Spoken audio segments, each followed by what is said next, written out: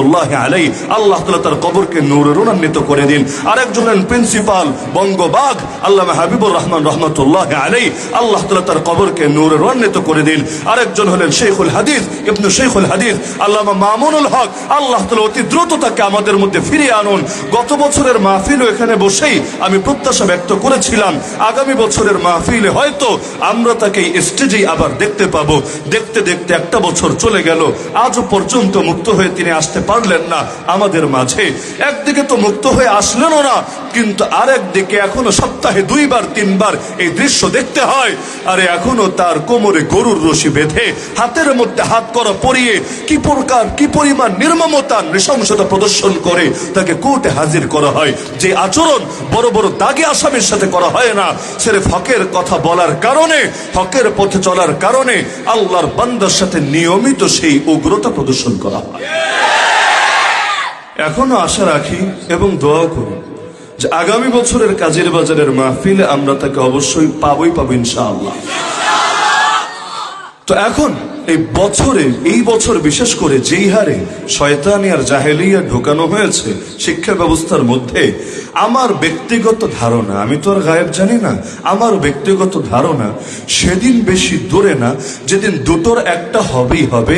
হয়তো সরকার এবং এই শিক্ষা ব্যবস্থার সঙ্গে জড়িত লোকেরা সম্পূর্ণ শুধরে যাবে, অন্যথায় আমাদের ওলামায়ে কেরাম সম্মিলিতভাবে এই স্কুল কলেজে পড়াকেই হারাম বলে ফতোয়া দিবে। কারণ কয়দিন আর সবর করা যায়, কয়টা জিনিসকে আর মিস্টেক বলে চালিয়ে দেওয়া যায়। হ্যাঁ, ইসলাম শিক্ষা বইয়ের মধ্যে দুর্গার ছবি ঢুকানো হয়েছে, এটাকে অ্যাক্সিডেন্ট বলে চালিয়ে দিয়েছে। তর্কের খাতিরে যদি সেটাকে অ্যাক্সিডেন্ট মানেও, আরে কয়টাকে অ্যাক্সিডেন্ট বলবো? আরে যে ঘুমিয়ে থাকে তাকে না জাগানো যায়, যে ঘুমের ভান ধরে থাকে তাকে আবার কিভাবে জাগায়? তো ষড়যন্ত্রের সিলসিলা আজকে তো আর নতুন না, যে ইবলিস ষড়যন্ত্র শুরু করেছিল আমাদের আদি পিতা আব্বা আদম আলাইহিস সালামের বিরুদ্ধে, আর কিয়ামতের আগেও ষড়যন্ত্র করবে মসিহে দাজ্জাল মুসলিম উম্মার বিরুদ্ধে। আরে মাঝখানেও প্রতিটা যুগে যুগে নব্য ফেরাউন, নব্য হামান, নব্য কারুন, নব্য আবু জাহাল, নব্য আবু লাহাব, নব্য উতবা, নব্য শাইবা আসবে, যারা নিজেদের মুখে নাপাক ফুৎকারে আরে আল্লাহর নূরকে নিভিয়ে দিতে চাইবে। ইউরিদুনা আন ইউতফিউ নূরাল্লাহি বিআফওয়াহিহিম। আরে তাসলিমা নাসরিন যদি একটা থাকে, আরে তাকে উচ্ছেদ করলেই তৃপ্তির ঢেকুর তোলা যায়। কিন্তু এখন তো এমন এক জামানে উপনীত হয়েছি, ঘরে ঘরে তসলিমা পয়দা হয়েছে, কিন্তু তাদেরকে ঠেকানোর আর কেউ নাই। রিদ্দাতুন ওয়ালা আবা বকরিন লাহা, সেই যে সৈয়দ আবুল হাসান আন-নাদাউই রাহিমাহুল্লাহ কিতাব লিখে গেলেন। তো মুরতাদের ফিতনা তো ব্যাপক হয়েছে, কিন্তু এই ফিতনা প্রতিরোধের মতো একজন আবু বকর নাই। আমরা এমন এক জামানায় উপনীত হয়েছি, সর্বাঙ্গে দেখা দিয়েছে ব্যথা, ওষুধ দিব কোথা? এই সময়গুলোতে সম্মিলিত প্রতিরোধ এবং সকল ধরনের নিজেদের পারস্পরিক শাখাগত ইখতিলাফ বলে দরকার ছিল।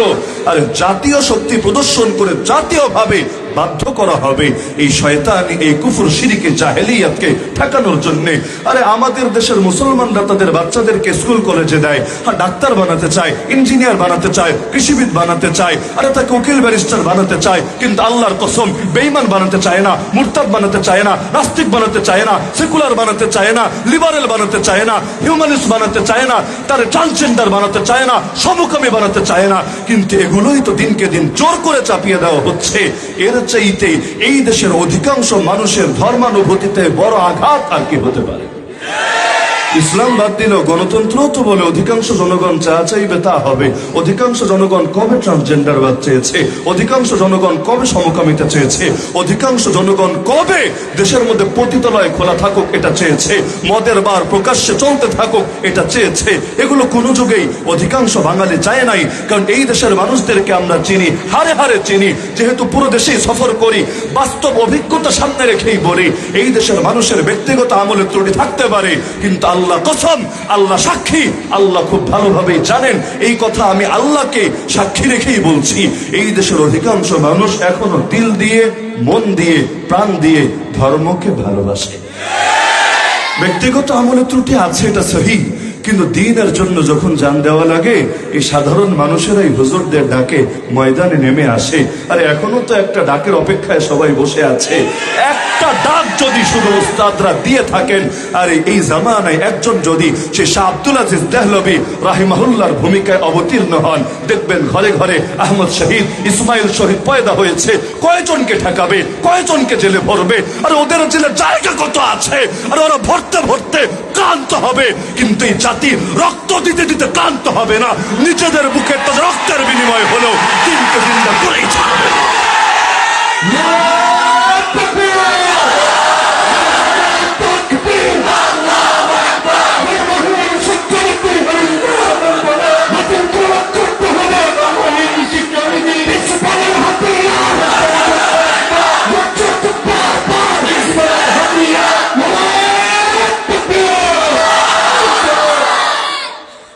তো ষড়যন্ত্র বিভিন্ন সময়ই হয়েছে, বিভিন্ন রূপেই হয়েছে, কখনো বাতিলের রূপে, কখনো হকের রূপে।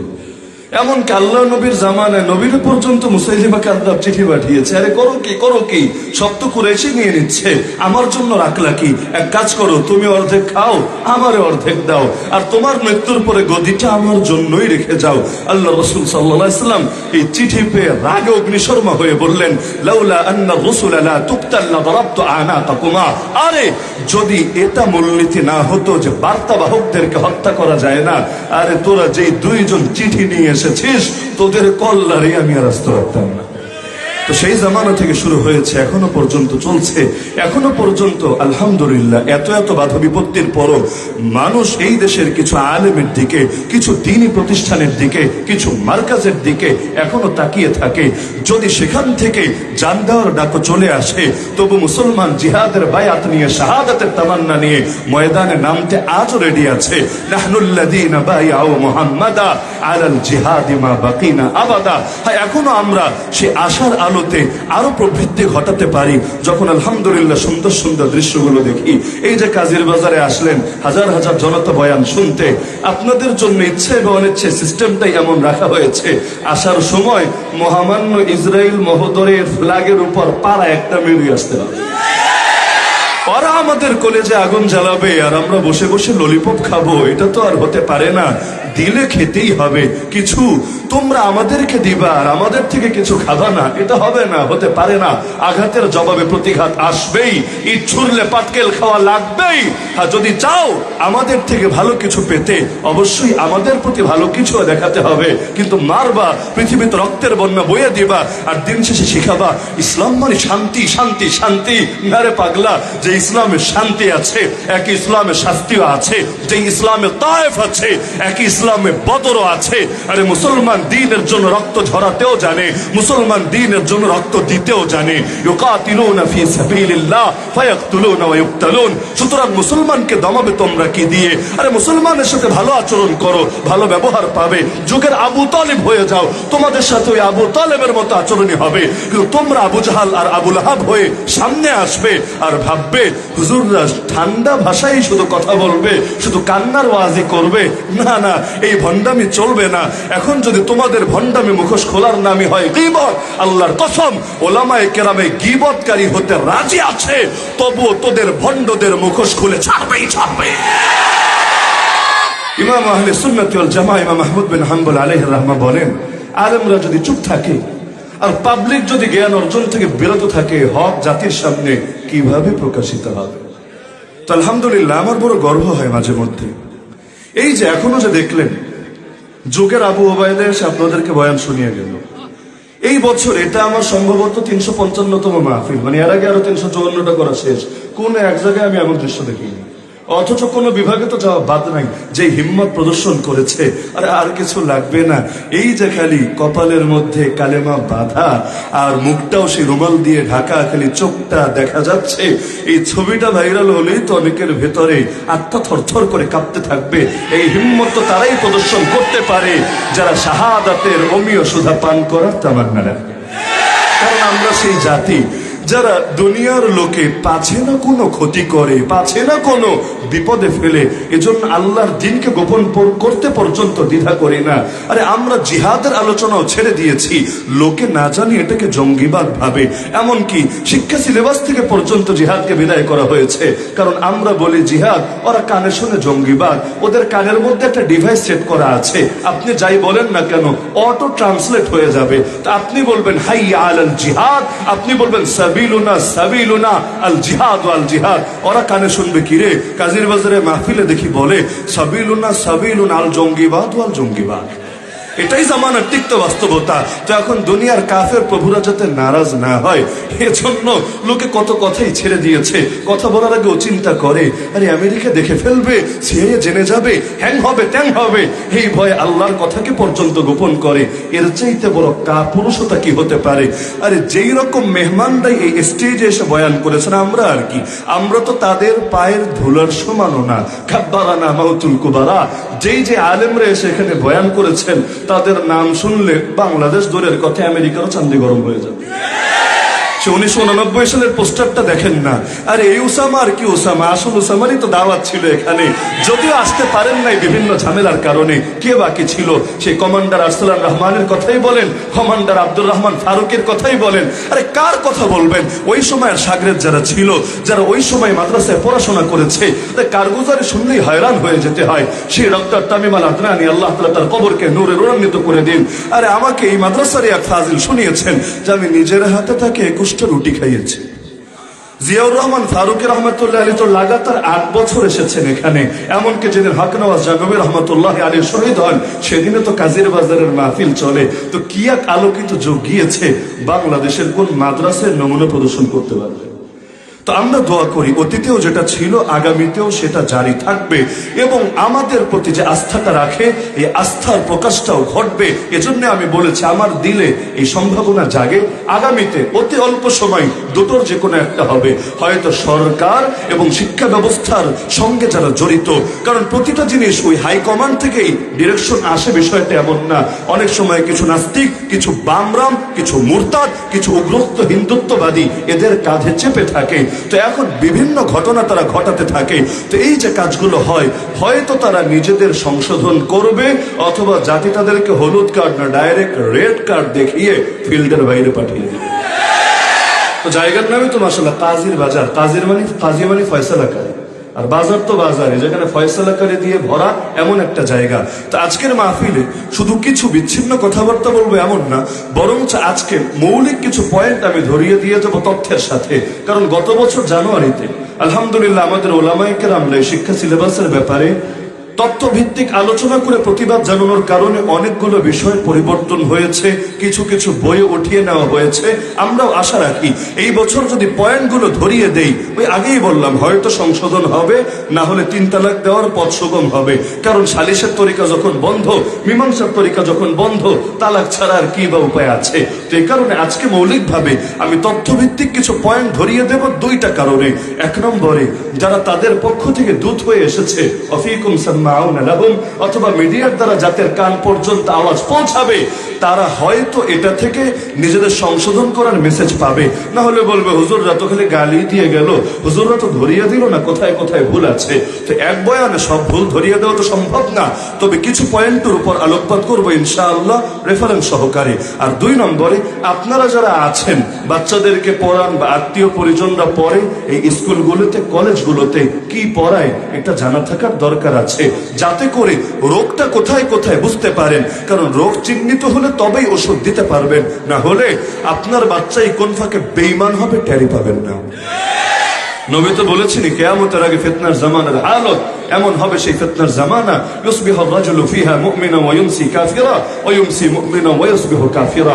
মানুষ সকালে থাকবে মুমিন, বিকালে হবে কাফের, বিকালে থাকবে মুমিন, সকালে হবে কাফের। তো ঈমান যে কচু পাতার পানির মতো হবে, অজান্তে ঈমান হারাবে। তো সুতরাং কোন কোন পয়েন্টে বেঈমানে ঢোকানো হয়েছে এই শিক্ষা সিলেবাসের মধ্যে জানা দরকার আছে নাকি নাই? আমাদের মাদ্রাসার তালেবুল ইলমদের আলহামদুলিল্লাহ এই লাইনে রিস্ক নাই, কিন্তু তাদেরও যে আত্মীয় পরিজনরা আছে তাদেরকে যাতে পৌঁছে দিতে পারে। ফালিউবাল্লিগিশ শাহিদুল গায়বা। তো মৌলিক কয়েকটা পয়েন্টের উপর আমি আজকে আলোকপাত করবো ইনশাআল্লাহ। প্রত্যেকের কাছে অনুরোধ থাকবে পয়েন্টগুলো অবশ্যই স্মরণ রাখবেন যাতে করে দাওয়াতটাকে ব্যাপক করতে পারেন ইনশাআল্লাহ। 1 নম্বর পয়েন্ট, শিক্ষা সিলেবাসে কিভাবে ইসলামকে পচানো হয়েছে। 2024 শিক্ষাবর্ষের নবম শ্রেণী মানে 9-এর ইতিহাস ও সামাজিক বিজ্ঞান বইয়ে 110 নম্বর পৃষ্ঠার মধ্যে পাবেন, নিজেরা চেক দিয়ে নিয়েন, আমার রেফারেন্স যদি ভুলও থাকে নিজে চেক দিলে স্পষ্ট হয়ে যাবে। সেখানে একটা শিরোনাম দিয়েছে 19 শতকের সংস্কার আন্দোলন এবং বুদ্ধিবৃত্তিক জাগরণ। সংস্কার আন্দোলন তো ভালো জিনিস, তাজদিদি কারনামা, তাজদিদ যেটাকে আরবিতে বলে, বাংলায় সেটাকে সংস্কার বলে। তো সংস্কার আন্দোলন কি হয়েছিল আর বুদ্ধিবৃত্তিক জাগরণ কি হয়েছিল এটা লিখতে গিয়ে কয়েকটা পয়েন্ট এনেছে। এর মধ্যে পুরো তো লম্বা করে বলার প্রয়োজন নেই, নিজেরা দেখে নিয়েন, যেহেতু পৃষ্ঠা নম্বরে বলে দিচ্ছি। এর মধ্যে একটা লাইন লিখেছে, সতীদাহ, বহু বিবাহ, বাল্য বিবাহের মতো অন্ধকার প্রথাগুলো সমাজ থেকে উচ্ছেদ করা হয়। 19 শতকের একটা তাজদিদ হলো, এই 19 শতকে এসে বহু বিবাহের মতো অন্ধকার প্রথা, বাল্য বিবাহের মতো অন্ধকার প্রথাকে দূর করা হয়। কাকে পড়াচ্ছে? 9-এর বাচ্চাকে, বয়স তার কতই হবে, 15-16। তার মাথায় যখন ঢুকিয়ে দেওয়া হচ্ছে, আরে সতীদাহ নিয়ে আলাপ নাই, এটা অন্ধকার, আমরাও বুঝি আপনারাও বুঝেন, কিন্তু একটা মন্দের পিঠে চড়িয়ে যখন ভালোকেও মার করা হয় খারাপ ভাবে, তখন তো মুমিনের ঈমান নিয়ে প্রশ্ন জাগে। এখন একটা বাচ্চা, আরে 14-15 বছরের বাচ্চার জ্ঞানী কতটুকু, বুদ্ধি কতটুকু, সে যখন ভাববে বাল্য বিবাহ অন্ধকার প্রথা মানে জাহেলিয়াত, বহু বিবাহ অন্ধকার প্রথা মানে জাহেলিয়াত, দুদিন পর তো তার ভেতরে যৌক্তিকভাবে প্রশ্ন আসবে, আর এই অন্ধকার প্রথার কাজটা নবী করলো কিভাবে? কারণ আল্লাহ রসুল তো বিয়ে করেছেন 11টা। আল্লাহ রসুল তো আম্মাজান আয়েশা রাদিয়াল্লাহু আনহাকে বিয়ে করেছেন যখন তার বয়স ছিল মাত্র 6 বছর, আর ঘরে তুলেছেন তখন যখন তার বয়স ছিল মাত্র 9 বছর। হ্যাঁ, তোমার কাছে যদি মনে হয় মেডিকেল সায়েন্সের আলোকে যে যদি বিয়েটা অমুক টাইমে গিয়ে করে তাহলে ভালো হবে, তো খাবার দিনের মধ্যে যদি কেউ 10-12 খায় নাজায়েজ তো হবে না তার জন্য, কিন্তু সে যদি এখন বোঝে যে না আমি 3 বেলা যদি খাই এভাবে রুটিন করে করে আমার স্বাস্থ্য ভালো থাকবে, ঠিক আছে তুমি খাও, কেউ তো না করে নাই। আর শরীয়ত দিনে 10 বার খাওয়া ফরজও করে নাই, তো শরীয়ত তো বিয়ের কোনো বয়সকে ফরজ ওয়াজিব করে দেয় নাই যে এই বয়সে আসলেই বিয়ে করতে হবে, এর আগে করা যাবে না বা এর পর পর্যন্ত যাওয়া যাবে না, কিছু বলে নাই। তো বিয়ে লোকে কখন করবে? আরে খাবার কখন খায়? পেটে যখন ক্ষুধা লাগে তখন খায়। বিয়ে কখন করবে? যখন তার যৌনাঙ্গে ক্ষুধা জাগবে তখন করবে।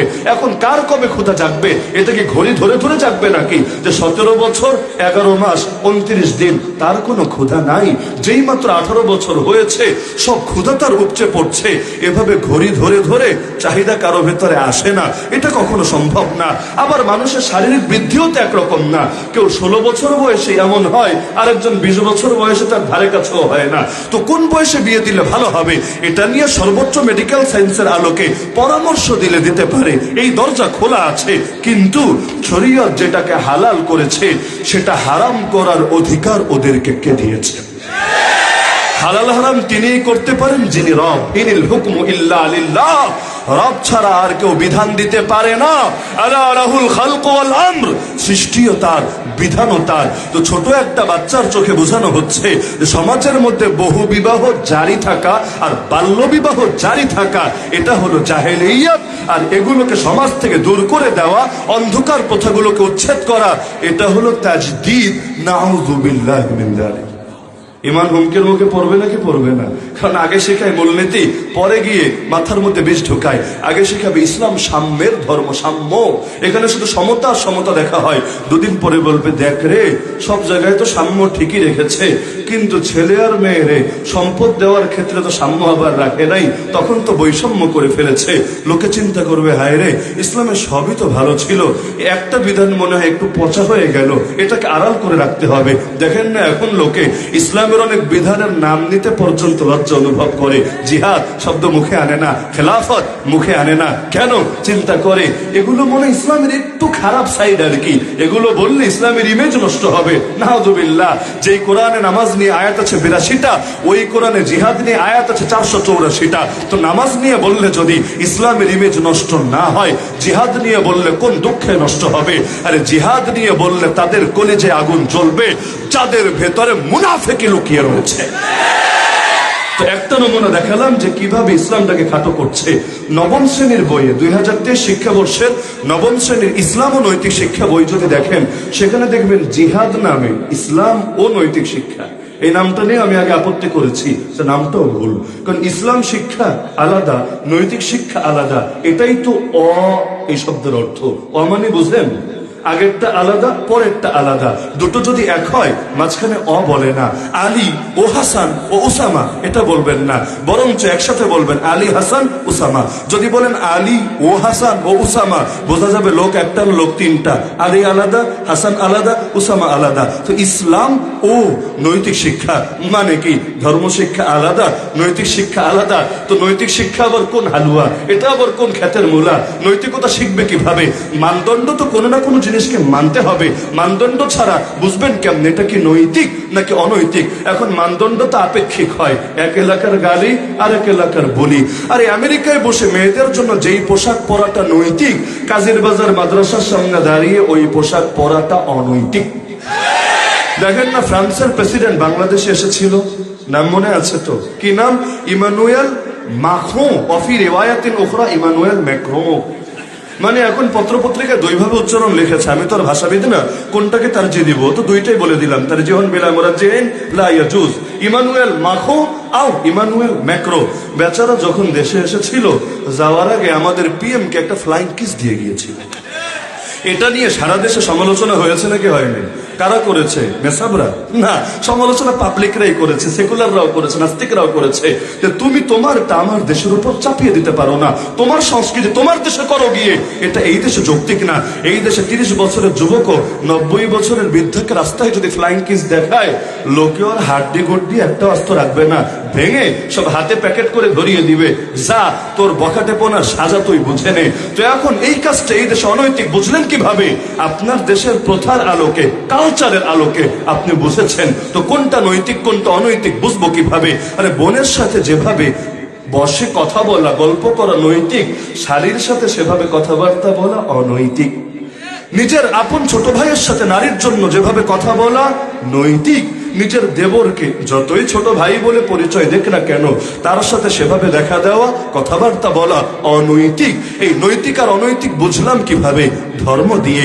তো এখন ইসলাম শিক্ষা যা, নৈতিক শিক্ষাও তো তা। নৈতিক শিক্ষা যা, ইসলাম শিক্ষাও তো তা। কওমি মাদ্রাসায় নৈতিক শিক্ষা নামে আলাদা কোনো কিতাব পড়ায় না, পড়ানো লাগে না। কারণ যা কোরআনে আছে তাই নৈতিকতা, যা হাদিসে আছে তাই নৈতিকতা, যা নবীর জীবনীতে আছে তাই নৈতিকতা। তো ছোট একটা বাচ্চার রক্তেই কিভাবে সেকুলারিজমের বীজ ঢুকিয়ে দিচ্ছে।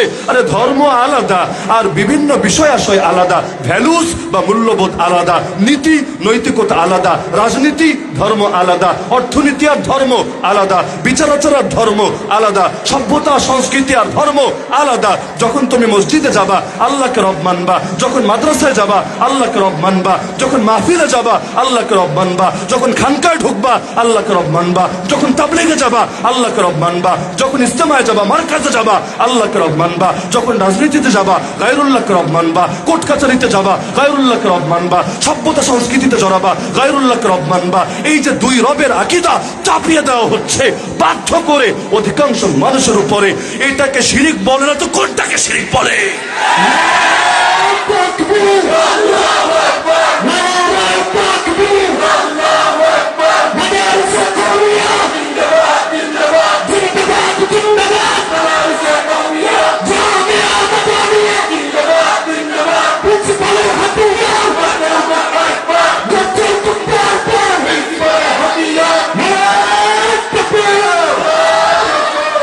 ইসলামের মূল কালিমাই তো লা ইলাহা ইল্লাল্লাহ।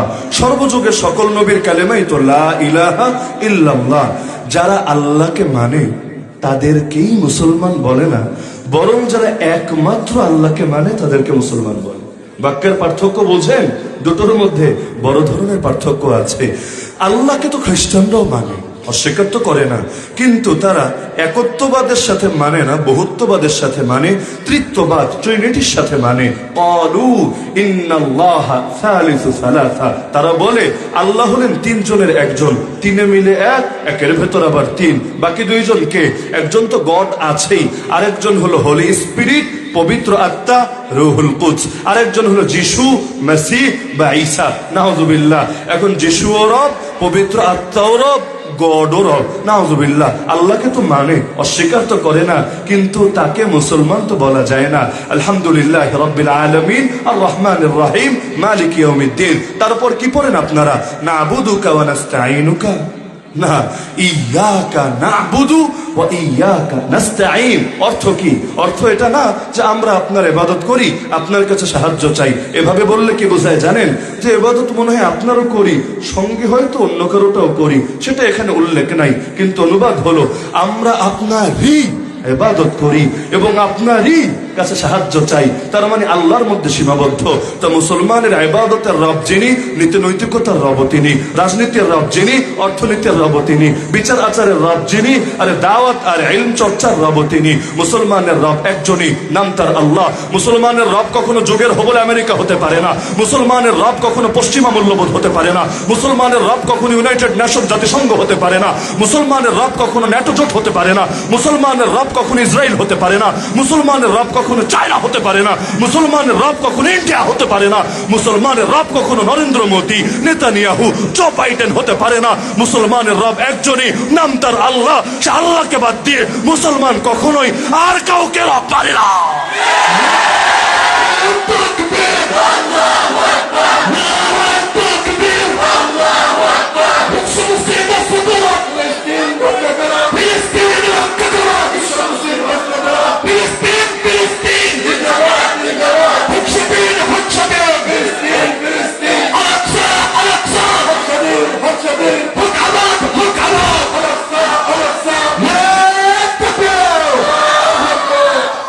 তো বলছিলাম ইসলাম ও নৈতিক শিক্ষা বইয়ে গত বছর, মাত্র 1 বছর আগে, 2023 সালে, এই যে আমাদের আলেমরা দুনিয়া থেকে চলে গেলে ইসলামে কিভাবে শূন্যতা তৈরি হয়, যে শূন্যতা কিয়ামত পর্যন্ত পূরণ হয় না, এটার ব্যাখ্যা ছোটবেলায় আমিও ভালো বুঝতাম না। আরে এটার কি অর্থ? এক হুজুর যায়, আরেক হুজুর তো আলহামদুলিল্লাহ আল্লাহ তৈরি করে দেয়, শূন্যতা আবার কিভাবে তৈরি হয়? দেখেন, একদিকে কিছু বঙ্গবাদ চলে গেছে কবরে, কিছু আছে কারাগারে। পরিণতি দেখেন, মাত্র 1 বছরে কি পার্থক্য করে দেওয়া হয়েছে। গত বছর 9-এর ইসলাম ও নৈতিক শিক্ষা বইয়ে একটা চ্যাপ্টার ছিল এই শিরোনামে, জিহাদ। যদিও ব্যাখ্যা কি করেছে এটা আমার বলা লাগবে না, আপনাদেরও ভালো মতো জানা আছে। এটা কি ময়দানের জিহাদ নাকি নফসুল্লাহকে ভীষণ ভীষণ করার জিহাদ? তো এখন যেটাই হোক, ছোট করে বড় করে মোটামুটি শিরোনামটা তো রেখেছে, কিন্তু এই বছর তার স্থলে নতুন আলোচনা ঢুকিয়ে, ছোট বাদ কিক আউট করে বের করেছে, নতুন আলোচনা ঢুকিয়েছে পরমত সহিষ্ণুতা, মানে পরের মতের প্রতি শ্রদ্ধা এবং ধৈর্য প্রদর্শন করা। বলবেন সমস্যা কি? ভালোই তো। আবার ব্যাখ্যা করেছে যে পরমত সহিষ্ণুতা থাকলে কি হয়, না থাকলে কি হয়, নিজেরাই ব্যাখ্যা করেছে। পরমত সহিষ্ণুতা থাকলে দেশের মধ্যে শান্তি শৃঙ্খলা বজায় থাকে, আর পরমত অসহিষ্ণু হয়ে উঠলে দেশের মধ্যে ফিতনা ফাসাদ ছড়ায়। আলাদা ব্যাখ্যায় যায় নাই যে কোন মতের প্রতি সহিষ্ণুতা দেখাতে হয় আর কোন মতের ব্যাপারে জিরো টলারেন্স দেখাতে হয়। আরে মত তো কাদিয়ানিরাও দেয়, মত তো হিজবুত তৌহিদরাও দেয়, মত তো আহলে কোরআনও দেয়, মত তো ট্রান্সজেন্ডাররাও দেয়, মত তো সমকামীরাও দেয়, মত তো সেকুলাররাও দেয়, মত তো শাহবাগী নাস্তিকরাও দেয়, কিন্তু এগুলোর প্রতি সহিষ্ণুতা প্রদর্শন করার সুযোগ কোথায়? আল্লাহর কসম, কেউ যদি এই কুলাঙ্গারদের মতের প্রতি সহিষ্ণুতা প্রদর্শন করে, সে আর নিজেকে মুসলমান পরিচয় দেওয়ার অধিকার রাখবে না। বরং তাদের ব্যাপারে তো জিরো টলারেন্সে নামতে হবে, কারণ যেই ইসলাম ভালোবাসা শিখিয়েছে, একই ইসলাম ঘৃণাও শিখিয়েছে। ভালোবাসতে হয় আল্লাহর জন্য, ঘৃণাও করতে হয় আল্লাহর জন্য। আবু বকরকে ভালোবাসি কার জন্য? আবু জাহালকে ঘৃণা করি কার জন্য? দুজনের কাউকেই দেখি নাই। আরে আফ্রিকার সে হাবাসার কালো গোলাম বেলালকেও দেখি নাই, তবুও তাকে ভালোবাসি। আর আবু জাহাল, আবু লাহাব আমার ব্যক্তিগত কোনো ক্ষতি করে নাই, বাস্তবেই করে নাই, করা সম্ভব না। সে কি আমার জমি দখল করেছে?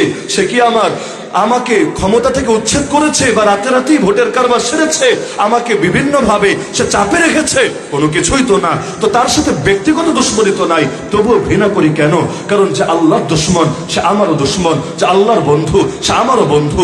সহিষ্ণুতা প্রদর্শন করা যায় সেই মতের ব্যাপারে। ইসলামের যেই মতের সুযোগ আছে কখনোই সহিষ্ণুতা প্রদর্শন করা যায় না ওই মতের ব্যাপারে। ইসলাম যেখানে কোনো ইখতিলাফের সুযোগই রাখে নাই, যেমন আলী এবং আয়েশা, আলী এবং মুআবিয়া রাদিয়াল্লাহু আনহুমের মধ্যে যুদ্ধ হয়েছে নাকি হয় নাই? এখন কে হক আর কে বাতিল পারলে বলেন দাঁড়িয়ে? বলতে পারবেন না, সম্ভবই না।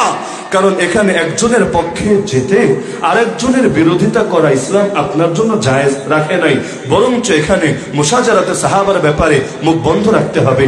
কিন্তু যুদ্ধ চলাকালে যখন যুদ্ধ রানি, উভয় পক্ষে মানুষ মারা যাচ্ছে, যাদের অনেকে সাহাবী, অনেকে তাবেঈ, অনেকে বড় ইমাম, বড় আলেম, বড় হাফেজ। ওই সময় রোমের বাদশা খ্রিস্টান সম্রাট চিঠি পাঠিয়েছে আমির মুআবিয়ার কাছে, হ্যাঁ মুআবিয়া, আমি দেখতে পাচ্ছি তুমি হকের উপরে আছো, তোমার প্রতিপক্ষ আলী বাতিলের উপরে আছে। বাহ! খ্রিস্টান বাদশাহ ফয়সালা দিচ্ছে, কে হকের উপরে আছে, কে বাতিলের উপরে আছে। বাঙালি শাহবাগে নাস্তিকরা যেভাবে ফয়সালা দেয়, এই হুজুর ধর্মের সঠিক ব্যাখ্যা করে, ওই হুজুর ধর্মের অপব্যাখ্যা করে। এখন কোনটা ধর্মের সঠিক ব্যাখ্যা, কোনটা ধর্মের অপব্যাখ্যা, এটা বাকিরা বোঝে না। এটা বোঝে একমাত্র শাহবাগের সেই টাকলু বেঈমানরা, যারা কালেমাই পড়তে পারে না, তারা এসে ফয়সালা করে। তো চিঠি পাঠালো, মুআবিয়া, আমি তোমাকে সমর্থন দিতে রাজি আছি, তুমি যদি রাজি থাকো আমি এমন এক বিশাল বাহিনী পাঠাবো যারা আলীর কল্লা কেটে তোমার কদমে লুটিয়ে দিবে। এই যুগে হলে তো একেবারে নারায়ে তাকবীর দেওয়া শুরু করতে হয়, রে এইটাই তো চাচ্ছিলাম, যালিকা মা কুন্না নাবগি। আরে আমার কষ্ট করা লাগবে না, বিদেশি শত্রু এসেই দমিয়ে দিবে, বদনাম হলে ওর হবে, আর যদি শত্রু মরে লাভ আমারই হবে, তাহলে আমার তো পুরোটাই লাভ, কে রাজি হবে না? কিন্তু আমির মুআবিয়া রাদিয়াল্লাহু আনহু ফিরতি চিঠি পাঠালেন। ওই যে বলছিলাম যে কোনটা সহিষ্ণুতা আর কোন ব্যাপারে দেখাতে হয় অসহিষ্ণুতা, ফিরতি চিঠি লিখে পাঠালেন। প্রথম শব্দটাই ডেঞ্জারাস, ইয়া কালবার রুম, যার অনুবাদ হলো হে রোমের কুত্তা। পরের বাক্য হলো ভাইয়ে ভাইয়ে ভুল বোঝাবুঝি হয়েছে, আরে মাঝখানে এসে নাক গলানোর তুই কে? আরে ভাইয়ে ভাইয়ে সমস্যা হয়েছে, সমাধান এক সময় হয়েও যাবে, কিন্তু মাঝখানে এসে তুই যদি নাক গলাতে চাস, আর একবার যদি এমন কুপ্রস্তাব দিস, আমি মুআবিয়া এমন এক বিশাল বাহিনী পাঠাবো যার প্রথম সদস্য থাকবে তোর সামনে, শেষ সদস্য থাকবে আমার সামনে, তারা তোর কল্লা কেটে আলীর কদমে লুটিয়ে দেবে। ভাবতে পারেন এই জামানার মতো না যে ইখতিলাফ হয়েছে হুজুরে হুজুরে, এখন একজনেই বসে বসে চিন্তা করবে ওই হুজুরে কিভাবে সাইজ করা যায়, ওই হুজুরে কিভাবে জেলের ভাত খাওয়ানো যায়, আবার যদি কেউ গ্রেফতার হয়ে যায় মিষ্টি বিতরণ করবে। আরে শব্দ গ্রেনেড, সাউন্ড গ্রেনেড বন্দী হয়েছে, আমাদের পথের কাটা দূর হয়েছে, এখন আমাদের সুবিধা বাড়বে, জাতি মনে হয় খালি মাঠ পেয়ে আমাদের দিকে ছুটবে। এর চাইতে নিকৃষ্ট মন মানসিকতা কি হতে পারে? পরমত সহিষ্ণুতা সব ব্যাপারে দেখানো যায় না। পাপকে ঘৃণা করো, পাপীকে নয়, এই কথাও কিন্তু সব ক্ষেত্রে প্রযোজ্য না। তাহলে কি কাদিয়ানিকেও ঘৃণা করব না, হিজবুত তাওহীদকেও ঘৃণা করব না, নাস্তিক বেঈমানকেও ঘৃণা করব না, ওই থাবা বাবা আর ব্লগারদেরকেও ঘৃণা করব না? আল্লাহর কসম ওদেরকে ঘৃণা করব, করেই যাব। এর জন্য যদি আমাদেরকে উগ্রবাদী বলে বলুক না, যদি মৌলবাদী বলে বলুক না, যদি সাম্প্রদায়িক উস্কানিদাতা বলে বলুক না, যদি জঙ্গিবাদী বলে বলুক না, যদি টেররিস্ট বলে বলুক না, আল্লাহর কসম দ্বীনের কথা বলতে গিয়ে, দ্বীনের পথে চলতে গিয়ে আমরা সব গালি সয়ে নিতে রাজি আছি, কিন্তু ওদেরকে সন্তুষ্ট করার জন্য দ্বীনের কোন একটা বিধান ছাড়তে রাজি না।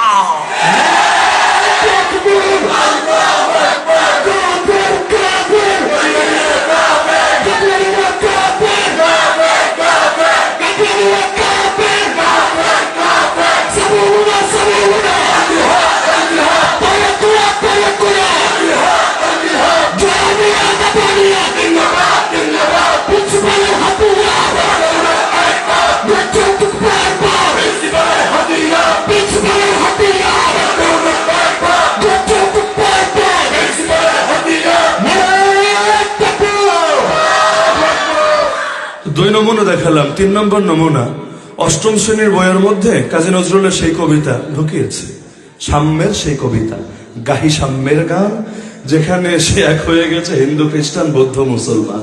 নাউযুবিল্লাহি মিন যালিক। সাম্য শুনতে ভালোই লাগে, সবাই এক হবে, সমান হয়ে যাবে, সমতার সাথে চলবে, দেশে কোনো বৈষম্য থাকবে না, সবাই মিলে দেশটাকে উন্নয়নের দিকে নিয়ে যাবে। কিন্তু মুদ্রার আরেকটা পিঠো তো আছে। আরে মানুষ হলেই যদি সবাই সমান হয়, তাহলে স্বাধীনতা কামী আর রাজাকারও কি সমান? ধর্ষক আর ভিকটিমও কি সমান?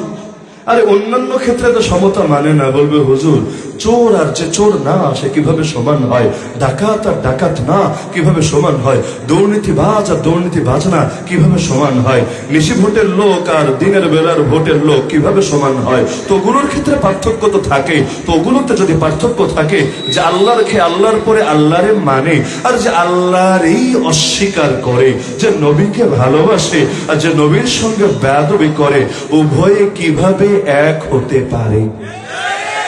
যদি সাম্যের কথাই এত মানো, তো রাজাকারেরা কি? এরা তো গরু না। ধর্ষকরা কি? ছাগল তো না। চোররা কি? ওরা তো পিঁপড়া না, ওরাও মানুষ। তাহলে মানো তোমরাও যা ধর্ষকতা, তোমরাও যা রাজাকারতা। এটা যদি মানতে রাজি থাকো, মুসলমানও যা কাফেরতা, আশিকে রাসূলও যা গুস্তাখে রাসূলতা, আমরাও মানতে রাজি হব। কিন্তু নিজের বেলায় যদি হয় আরাম, অন্যের বেলায় কেন হবে হারাম? নিজের বেলায় কুরু, আরেকজনে করলে মাকরু। এটা তো ডাবল স্ট্যান্ডার্ড আর বৈষম্যমূলক নীতি ছাড়া কিছু না। দুনিয়াতে সব মানুষ কখনোই সমান হতে পারে না। আবু বকরও যা, আবু জাহালও তা। এটা যদি বলে তাকে তো আর মুসলমানই বলা যাবে না। আল্লাহ তো সবাইকে এক কাতারে মাপেন, রাসূল তো সবাইকে এক কাতারে মাপেন নাই। তো মানুষে মানুষে সাম্য সব ক্ষেত্রে এটা প্রযোজ্য না। হ্যাঁ, যদি মুসলিম রাষ্ট্রে অমুসলিমরা থাকে, মাসালাও ক্লিয়ার হয়ে যান। না হলে একদল দরবারি থাকে সব সময় ওই বিভিন্ন পয়েন্টের মাসালা টেনে আমাদেরকে কাবু করার জন্য।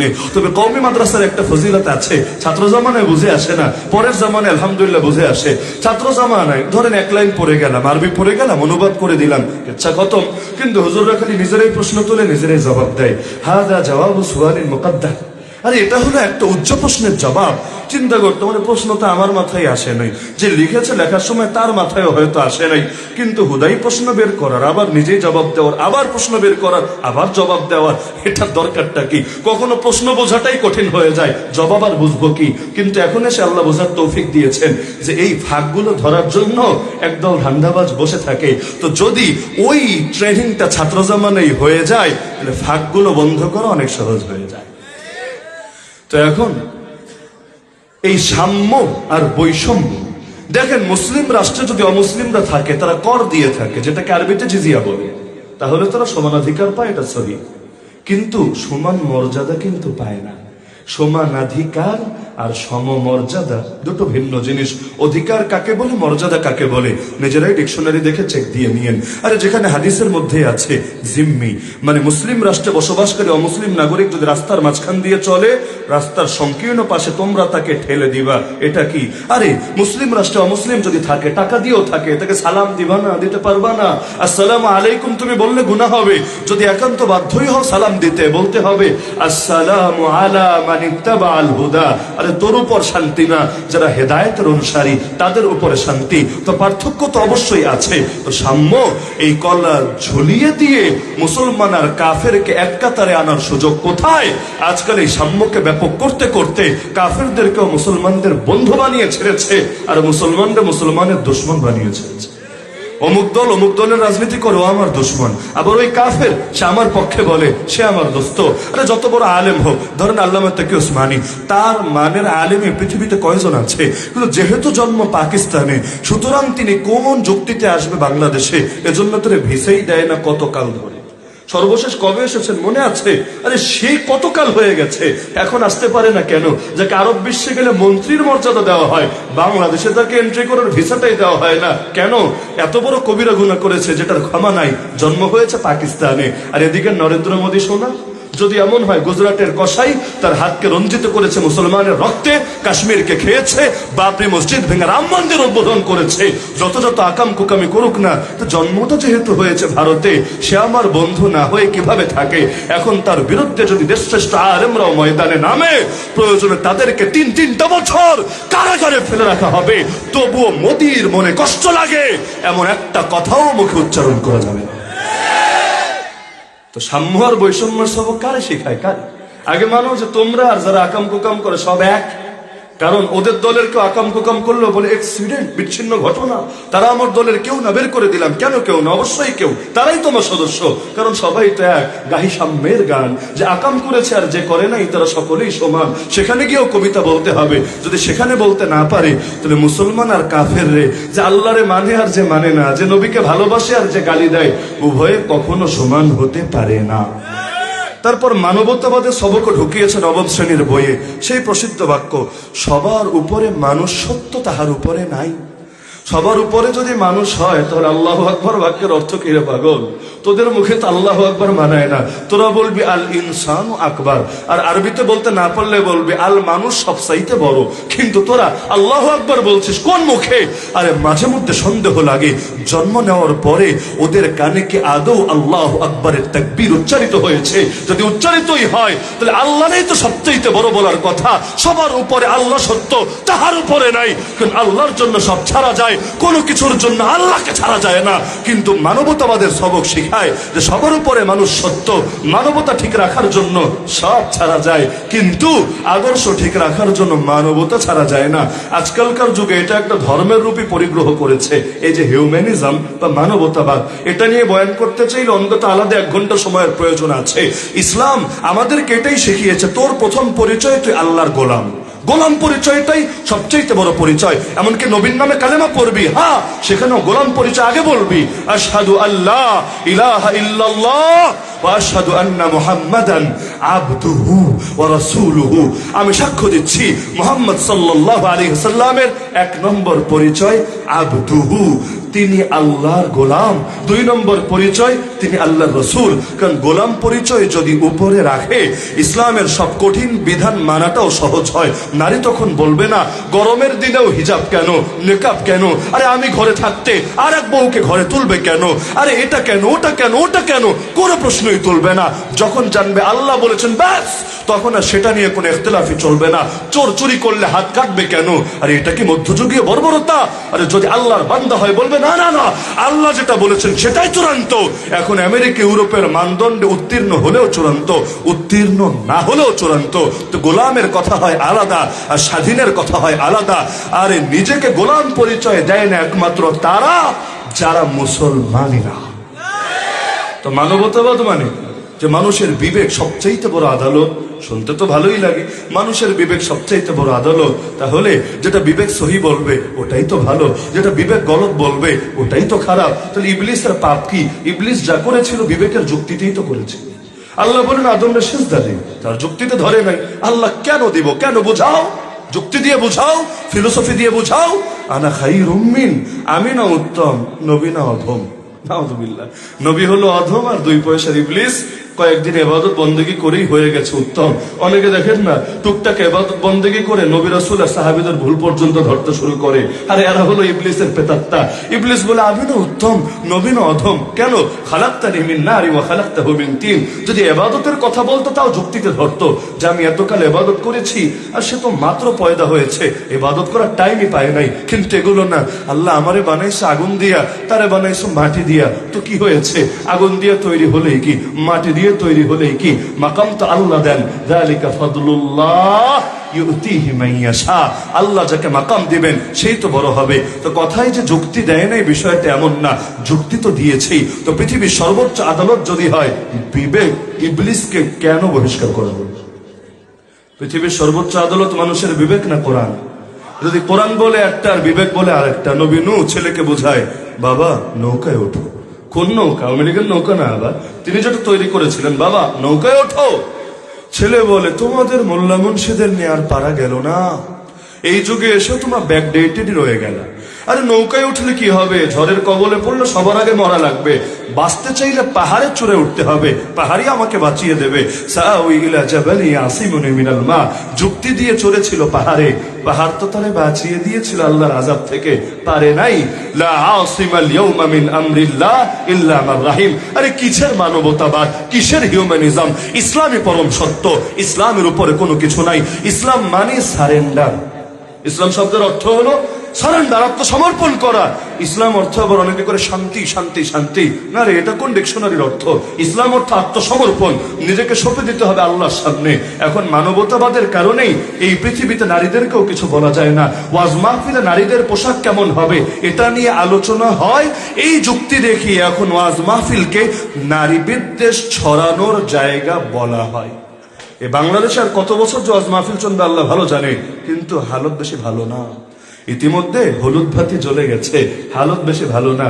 সব দোষ এখন ওয়াজ মাহফিলের। আরে কোথাও যদি হিন্দু মুসলিম দাঙ্গা হয়, বেশিরভাগ দাঙ্গার পেছনের কারণ আর কোনোদিনও বের হয় না, এক যুগ হলেও বের হয় না। প্রথমে কিছু নাটক সাজায়, পরে পুরো কেচ্ছেই আড়াল হয়ে যায়। কিন্তু দেখবেন ওই এলাকার হুজুরদের আর মাহফিলে যারা এসে বয়ান করেছে এদেরকে ঠিকই ধরে নিয়ে যায়। ওই যে দিরাইতে মারামারি হলো, আব্দুল বাসির সাহেব হুজুরে ধরে নিয়ে গেল, মামুনুল হক সাহেব এটার কারণে ফাঁসিয়ে দিল। তো ওয়াজ মাহফিলের সব দোষ। দেশে কোথাও জঙ্গি হামলা হবে, ওয়াজ মাহফিলের দোষ। কোথাও নারীর পোশাক নিয়ে কোথাও কোনো ঝামেলা হবে, ব্যাস এটাও ওয়াজ মাহফিলের দোষ। কারণ এগুলোই নাকি সব শয়তানে ছড়ানোর জায়গা। আর শাহবাগ শরীফ হলো দেশের মধ্যে উন্নয়ন ছড়ানোর জায়গা। তো এখন মানবতা আর নারীবাদ দিয়ে তো পৃষ্ঠাকে পৃষ্ঠা ভরা। সব জায়গার মধ্যে নারীবাদকে প্রমোট দেওয়া হয়েছে। 2024 শিক্ষাবর্ষের নবম শ্রেণীর ইতিহাস ও সামাজিক বিজ্ঞান বইয়ের 121 নম্বর পৃষ্ঠা পড়লে দেখবেন নারী পুরুষের সমতা কিভাবে শিখিয়েছে। আর এমন কোনো ক্লাস নাই যেখানে বেগম রোকেয়াকে নারী মুক্তির অগ্রদূত আর নারীদের মডেল আর আইকন হিসেবে উল্লেখ করা হয় নাই। তাদের চোখে মারিয়াম আলাইহিস সালাম আইকন হতে পারে নাই, তাদের চোখে আম্মাজান খাদিজা, আম্মাজান আয়েশা রাদিয়াল্লাহু আনহুমা আরে তাদের চোখে আইকন আইডল হতে পারে নাই, তাদের চোখে আইডল হয়েছে বেগম রোকেয়া। এখন এই বেগম রোকেয়ার গল্প দিয়ে গত বছর তো ইসলামে পর্যন্ত ক্রিটিসাইজ করেছে। এখন এই বছর প্রতিটা ক্লাসে ক্লাসে তার আদর্শ এনেছে আর নারী পুরুষের সমতা শিখিয়েছে। এখন নারী পুরুষের সমতা কিভাবে সম্ভব? এটা তো যৌক্তিক ভাবেও সম্ভব না, বাস্তবেও সম্ভব না। আরে সমান সমান দিলেই ভাই সমমর্যাদা হয় না। একজন লোকের হাইট হলো 6 ফুট ধরেন আমি, আর একজন লোকের হাইট হলো 5 ফুট 6 ইঞ্চি, অথবা ধরেন পুরা 5 ফুট। এখন দুইজনের নিচে যে এখন মাঠের ওপারে কিছু হচ্ছে, একটা বড় দেয়াল দেওয়া, ওপারে ধরেন খেলা হচ্ছে। এখন আমরা ভিতরে যেতে পারছি না, খেলা দেখানোর জন্য আমাদের দুজনের পায়ের নিচে 2টা টুল দেওয়া হলো, একই সাইজের টুল। কিন্তু আমি কিন্তু ঠিকই দেখতে পাচ্ছি টুলে দাঁড়িয়ে, কারণ আমার হাইট বেশি হওয়ার কারণে আমি 1 ফুট সাপোর্ট পেয়েছি, আমি খেলা ঠিকই দেখতে পাচ্ছি। আমার পাশের জনের নিচে একই সাইজের জিনিস দেওয়ার পরও সে কিন্তু দেখতে পারবে না। তো সমান সমান দিলেই সমতা হয় না। আরে বাপ মরলে ছেলেরাও যা দিবেন মেয়েরও তা দিবেন, ভালো কথা, এখানেই খালি সমতা দেখলেন। কিন্তু ছেলের খরচের খাত কয়টা, মেয়ের খরচের খাত কয়টা তা দেখলেন না। মেয়ের আবার খরচ কিসের? শরীয়ত তো প্রতিটা পদে তার খরচ কোনো না কোনো পুরুষের উপর বাধ্য করে দিয়েছে। আর রিজালু কাওয়ামুনা আলান নিসা বিমা ফাদ্দালাল্লাহু বা'দাহুম আলা বা'দ ওয়া বিমা আনফাকু মিন আমওয়ালিহিম। বাপ থাকলে বাপে করবে, বিয়ে হলে স্বামী করবে, স্বামী না থাকলে সন্তান করবে, সন্তান না থাকলে ভাই করবে, কেউ না কেউ করবে। এমনকি কেউই যদি না থাকে, আর সুলতানু ওয়ালিয়্যু মান লা ওয়ালিয়্যা লাহু, দেশের বাদশা বাইতুল মাল থেকে নারীর ব্যয় নির্বাহ করবে, তাকে নিজের থেকে খরচই করা লাগবে না, যা পাবে পুরোটাই ফাও জমিয়ে রাখবে, তার যা ইচ্ছা তাই সে করবে। তো একদিকে তার খরচের খাত 0, কিন্তু আয়ের খাতের আবার কমতি নাই। বিভিন্ন ক্ষেত্রে মিরাসের দ্বারা বলেন, মোহরের দ্বারা বলেন, হাদিয়ার দ্বারা বলেন, তার আয়ের খাত ঠিকই খোলা রাখা হয়েছে। আর একটা পুরুষ কতগুলো ব্যয়ের খাত তার উপর চাপিয়ে দেওয়া হয়েছে। আর এটা ট্রান্সজেন্ডাররা আর হিজড়ারা বুঝতে না পারে, প্রকৃত পুরুষ যারা সকলে খুব ভালো মতো বোঝে সংসার চালাতে গিয়ে কি পরিমাণ কষ্ট করতে হয়। এই দেশের অধিকাংশ পুরুষকে নিচে চলতে আর কি লাগে। এই দেশের অধিকাংশ মানুষের জীবনটা ধীরে ধীরে তিলে তিলে নিজেকে নিঃশেষ করে শুধুমাত্র এই নারীদের ভরণ পোষণের সঠিক ব্যবস্থা করার জন্য। তো খালি সমতা সমতা সমতা, এমনকি আবার ওই সাধারণ কাজের বেলায় সমতা টানে না। দেখেন না, ও রিসিপশনে কাদেরকে বসায়, ওখানে কালো মেয়েদের তো বসায় না, সুন্দরী মেয়েদেরকে নিয়েই তো বসায়। সমতার সবক গেল কই? আরে নারীর ক্ষমতায়ন করতে হবে, তাই বলে বড় বড় পদ তাদেরকে দিতে হবে, ভালো কথা। তো রিক্সাকে চালাবে, মাটিকে কাটবে, ক্ষমতায়ন হলে সব জায়গায় হোক না, খালি বড় বড় পদগুলোর বেলায় ক্ষমতায়ন চলবে আর বাকি কাজগুলো কে করবে? তাহলে ক্ষমতায়ন করলে সব জায়গায় করো, আগে সবাই দিয়ে রিক্সা চালাও, ভ্যান চালাও, মেথরগিরি করো, সব রকম কষ্ট করাও না। এখানে এসে আর সমতার কথা বলবে না, এখানে এসে বলবে আমরা নারী, আমাদেরকে স্পেস দিতে হবে আলাদা ভাবে, বাসে উঠলেও আলাদা সিট বরাদ্দ রাখতে হবে। কেন? এটাই তো বড় ধরনের বৈষম্য আর বড় ধরনের ডাবল স্ট্যান্ডার্ড। তো নারী পুরুষের সমতা, এটা নিয়ে উদাহরণ দিতে চাইলে রাত শেষ হবে, উদাহরণ শেষ হবে না। আর বর্তমান সিলেবাসে কোন পশ্চিমা মতবাদ রাখে নাই আমার জানা মতো। ধর্মনিরপেক্ষতাবাদ বলেন, গণতন্ত্র বলেন, সমাজতন্ত্র বলেন, জাতীয়তাবাদ বলেন, মানবতাবাদ বলেন, নারীবাদ বলেন, যত বাদ মতবাদ, যত ইজম, যত তন্ত্র মন্ত্র সবই ঢুকিয়েছে, খালি ইসলামটা ঢোকায় নাই। এমনকি সংবিধান শিখিয়েছে। সংবিধান অষ্টম শ্রেণীর রাষ্ট্র পরিচালনা ও সংবিধানের মূলনীতি শেখাতে গিয়ে সবই শিখিয়েছে, গণতন্ত্র, জাতীয়তাবাদ, ধর্মনিরপেক্ষতাবাদ, জাতীয়তাবাদ। কিন্তু রাষ্ট্রধর্ম যে ইসলাম, এই সবকটা বেমালুম ভুলে গেছে। আর এটা তো এখনো সংবিধানে আছে। টাকলুরা চেয়েছিল বিদায় করবে, কিন্তু আল্লাহ ওদেরকেই দিয়েছেন বিদায় করে। একদিকে তো প্রতিমন্ত্রিত্ব হারিয়েছে, মনের দুঃখে ফ্যানের নিচে গিয়ে বসেছে টাক মাথাটা ঠান্ডা করবে বলে, আল্লাহর কুদরতে ফ্যানটা খুলে পড়েছে। রুমে এত জায়গা থাকতো, চান্দু স্টেডিয়ামের উপরই পড়লো, তাকেও যেতে হলো মেডিকেলে। পরবর্তীতে এমপিগিরি একটা ধরে রেখে ভালোই ভাব দেখাচ্ছিল, আর পাবলিকের উল্লু আর বোকা বানানোর জন্য মাহফিলে গিয়ে গিয়ে সভাপতির আসনে বসে খুব ইসলাম প্রীতি আর ইসলামের আগ্রহ দেখাচ্ছিল। আলহামদুলিল্লাহ, আল্লাহ তাআলা শেষ যোগ্যতাটাও কেড়ে নিয়েছেন। এখন আর এমপিগিরিও আর তার হাতে বাকি থাকে নাই, দলীয় নমিনেশনও পায় নাই, স্বতন্ত্রভাবে পাশ করে নাই। তো যেই ক্ষমতা দিয়ে চেয়েছিল ইসলামরে ঝেঁটিয়ে বিদায় করবে, আল্লাহ ওর হাত থেকে এই ক্ষমতারে দিয়েছেন চিরতরে বিদায় করবে। তো এখন এটা তো এখনো আছে সংবিধানে, কিন্তু বই খুলে দেখেন না, সব মূলনীতি ঠিকই শিখিয়েছে, এটাকে বেমালুম ভুলে গেছে। এটাকেও ইসলাম শিক্ষা বইয়ের দুর্গার ছবির মতো অ্যাক্সিডেন্ট বলবেন। এমনকি মুসলিম শাসকদের ইতিহাস আর মুসলিম উম্মার ইতিহাসটা টোটালি চেপে গেছে। তারা বোঝাতে চেয়েছে এই অঞ্চলে আগে মুসলমান ছিল না, এখানে পীর মাশায়েখ, ওলিয়া উলিয়া আর দায়ীদের দ্বারা ইসলাম আসে নাই, এখানে শাসকরা এসে জোর করে করে মানুষের উপর ইসলাম চাপিয়েছে। আমি যদি বাক্য কয়েকটা পড়ে শোনাই তাহলে আপনাদেরও বুঝতে সহজ হবে, খালি এই কান দিয়ে না, একটু খেয়াল করে করে পড়বেন। বাক্যগুলো লিখেছেন 2024 শিক্ষাবর্ষের নবম শ্রেণীর ইতিহাস ও সামাজিক বিজ্ঞান বই 100 নম্বর পৃষ্ঠা। বখতিয়ার খলজি খুব সম্ভবত রাজধানী স্থাপন করেছিলেন লক্ষণাবর্তীতে, যা পরে লখনৌতি, বর্তমান ভারতের পশ্চিমবঙ্গের মালদহ জেলা এবং তৎসংলগ্ন এলাকাসমূহ নামে পরিচিত হয়। খলজি রাজারা ছিলেন ইসলাম ধর্মের অনুসারী। এরপর থেকে খেয়াল করেন, কিছু বাংলা অঞ্চলের মানুষ তখন ছিলেন, কিন্তু বাংলা অঞ্চলের মানুষ তখন ছিলেন সনাতনী ধর্ম, বৌদ্ধ ধর্ম, বৈষ্ণব ধর্ম আর লোক ধর্মের অনুসারী। ধীরে ধীরে পীর, সুফি, দরবেশ ও শাসকদের প্রচারে ইসলাম বাংলার বিভিন্ন অংশে সাধারণ মানুষের কাছে দ্রুত পরিচিতি লাভ করে। এখতিয়ারউদ্দিন মোহাম্মদ বখতিয়ার খলজি অঞ্চলে কবে এসেছে? 1252-তে। অথচ এই অঞ্চলে মুসলমান এসেছে 1252-র পরে। এই বাক্যগুলো থেকে কিন্তু এটাই বুঝে আসছে, আগে এই অঞ্চলের মুসলমান কি কি ছিল? বলেছে হিন্দু ছিল, সনাতনী ছিল, বৈষ্ণব ধর্মের ছিল, আরো বিভিন্ন ধর্মের ছিল, মুসলমান ভুলেও বলে নাই। এরপর বলছে যে বাদশারা যেহেতু মুসলমান ছিল, এরপর পীর, সুফি, দরবেশের দাওয়াতে মুসলমান বেড়েছে। এই ইতিহাসকে সঠিক না ভ্রান্ত? আচ্ছা, এটা যে ভ্রান্ত ইতিহাস, এটা বোঝার জন্য কি পিএইচডি করা লাগে? এই বাংলায় কবে ইসলাম এসেছে? আরে এটা তো মূর্খ সূর্খ মানুষদেরকে জিজ্ঞেস করলেও জানা যায়। এত বড় বড় ডিগ্রি নিয়ে করলোটা কি? অন্তত সিলেটে এসে রিক্সা ড্রাইভারদেরকে জিজ্ঞেস করলো, এর চাইতে ভালো ইতিহাস ওদেরকে বলে দিতে পারতো। কিন্তু ওরা আমাদেরকে বোঝাতে যাচ্ছে এই দেশে মুসলমান তৈরি হয়েছে মাত্র 500 বছর আগে, এর আগে সবাই কাফের ছিল। আর প্রচ্ছন্ন ইঙ্গিত দিচ্ছে যে রাজা বাদশারা মনে হয় তাদেরকে মুসলমান বানিয়ে ছেড়েছে। এমন কি এই অঞ্চলে বৈষম্য, জাতপাত প্রথা কিন্তু দূর করেছে ইসলাম। ইসলাম আসার আগে শ্রেণী বৈষম্য ছিল নাকি ছিল না? অনেক ক্ষেত্রে ইসলামের অবদান আছে। এই যে মশলাদার খাবার খান না, মশলা ছাড়া তো আমাদের রান্নাই জমে না, সেটা গোস্তই হোক, পোলাওই হোক, আর যাই হোক, কাচ্চি বিরিয়ানি হোক, মশলা ছাড়া তো হয় না। এই অঞ্চলের মানুষ অতীতে মশলা খেতে জানতো কিনা এটাই ঘেটে দেখেন না। এদেরকে মশলা খাওয়ানোটা পর্যন্ত কে শিখিয়েছে?